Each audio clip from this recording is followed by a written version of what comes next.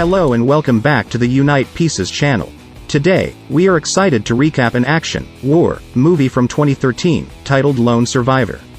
The movie tells the story of 4 United States Marines, who were given the task of hunting down the infamous Taliban assassin leader, Ahmad Shah, in late June 2005. But the situation backfires and they are left scrambling for their lives. So, sit back, prepare some snacks, and enjoy the story.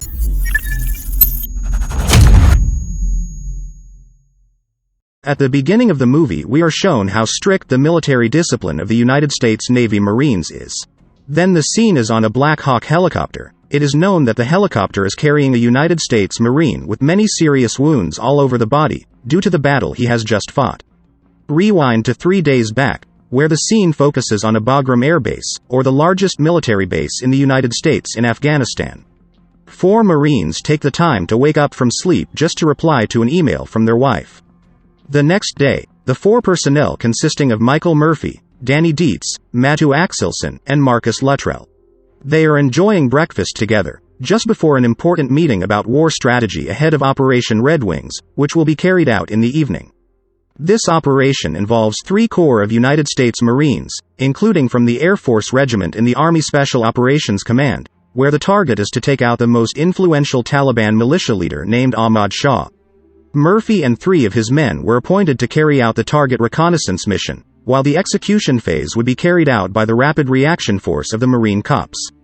When night fell, Operation Red Wings began by flying 2 transport helicopters and 2 combat helicopters. They set off for a location surrounded by steep hills, where 4 reconnaissance personnel were dropped off, while the rest of the troops would wait at Gibbet Base, the headquarters of the Marine Corps not far from the location.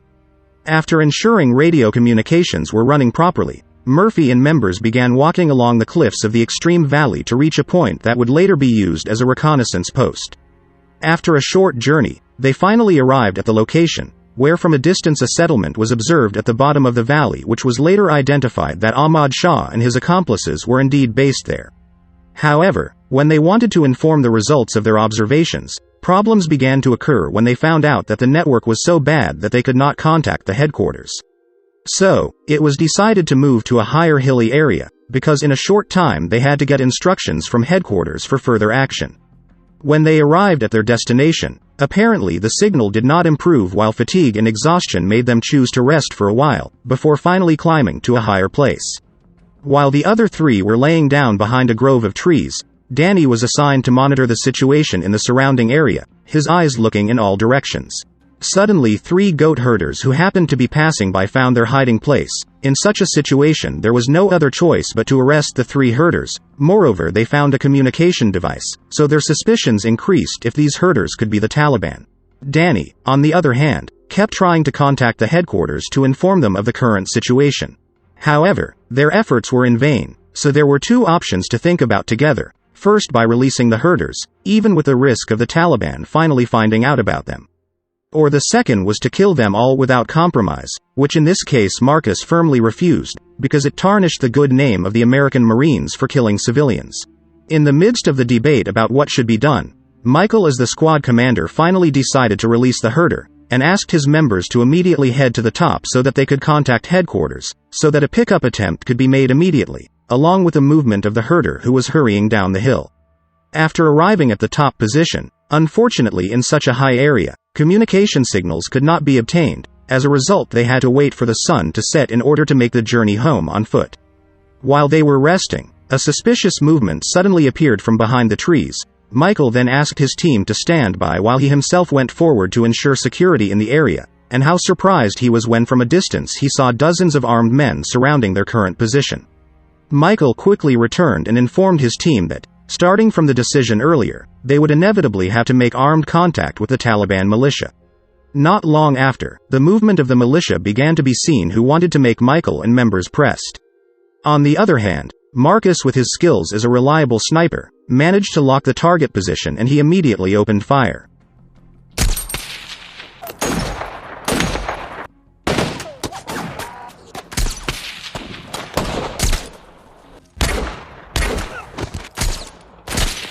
Within minutes of the battle taking place, they began to struggle. Even Danny, who tried to communicate with Marcus, was hit.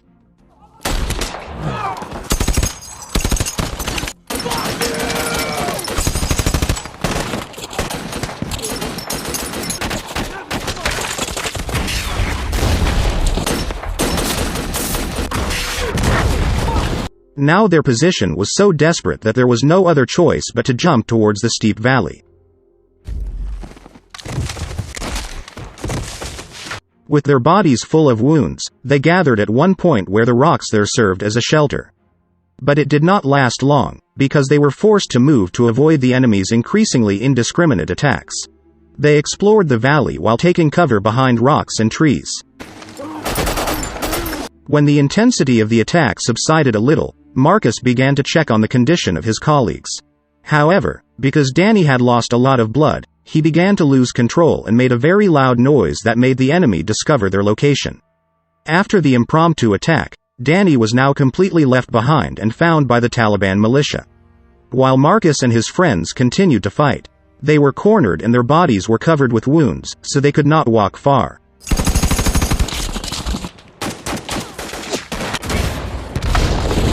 However, Michael persistently and bravely climbed to the top of the rocks to find a signal and contact the base. After successfully informing their location, he was eventually killed by the militia. In response to Michael's report, 2 transport helicopters were immediately flown from Bagram Base to the location of the battle, while Gibbet Base failed to send combat helicopters, because all helicopters were currently engaged in fighting elsewhere. The onslaught of Taliban attacks finally left only 2 people, Marcus and Axe. While they were hiding and preparing some strategies, suddenly a mortar explosion hit them which made the distance between the 2 people even further. With the remaining strength, they tried to take cover from enemy attacks, until finally 2 helicopters passed over Axe's hiding place. When one helicopter was about to land, unfortunately the helicopter was destroyed by RPG, and one other helicopter preferred to leave the location, which made Marcus and Axe become desperate, and had to accept their fate there. To a point, now only Marcus was left alone, where with his wounds very severe he decided to take refuge behind the rocks. While just above the crash site of the helicopter, a combat helicopter was seen conducting reconnaissance, which with the arrival of this unit was enough to scare the Taliban troops, so they preferred to leave the terrain. Unfortunately, because there were no indications of human movement down there, the helicopter decided to return to the base regardless of Marcus's condition, which was actually in dire need of help. With a limp in the afternoon, Marcus was forced to walk away from the area until he arrived at a place where there was a waterhole, and Marcus immediately drank and cleaned his wounds. However, the sudden presence of 4 strangers there really made Marcus panic and protect himself with a grenade, but it turned out that the 4 people came because they felt sorry for Marcus's condition at that time and intended to help him. He was taken to a village. The man who is familiarly called Muhammad Gulab sincerely secured and cared for Marcus at his home, before later being repatriated by contacting the American military headquarters in Gibbet. On the other hand, Taliban forces continued to search and they reached the village, where on the report of a handful of residents there they learned that Marcus had been hidden by Muhammad Gulab, so in a short time the Taliban managed to find the 2. Seeing Marcus treated so cruelly by the Taliban, Gulab and his bystanders felt compelled to fight back, so the outnumbered Taliban were forced to let Marcus go and threatened to return with a larger force. Upon returning home, Marcus had little time to check his wounds, but when he picked up the iron splinters from his wounds, he could not bear the pain and eventually lost consciousness. In the afternoon, Gulab and his colleagues went on alert to protect their village from further Taliban attacks, and sure enough the next day Taliban troops led by Ahmad arrived fully armed. At the same time, the Gibbet Military Command Center had also prepared a rapid reaction force following a letter from Marcus earlier. While Marcus, who had just regained consciousness from his stupor, was being fed and watered by Gulab, suddenly fighting between the villagers and the Taliban broke out instantly.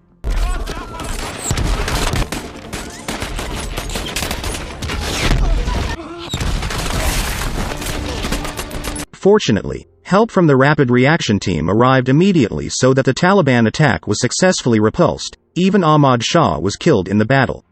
In a very badly injured condition, Marcus was taken back to the helicopter, and upon arrival at the Gibbet Air Base, the medical team immediately treated him seriously until it was confirmed that Marcus really survived.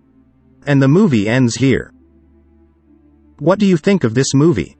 Please write your thoughts in the comment section below. Don't forget to hit the like button, and support our channel by subscribing, so that we stay motivated to create more interesting content for you to enjoy. And until next time.